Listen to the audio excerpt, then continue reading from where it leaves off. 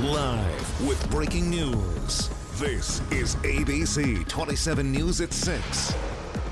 Good evening, I'm Sarah Wilson. Thanks for joining us.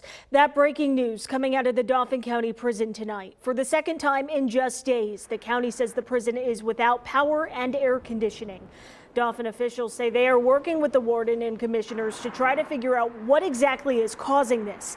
Maintenance staff is on site. Power and AC were also out Friday afternoon into Saturday morning after a contractor damaged a power line.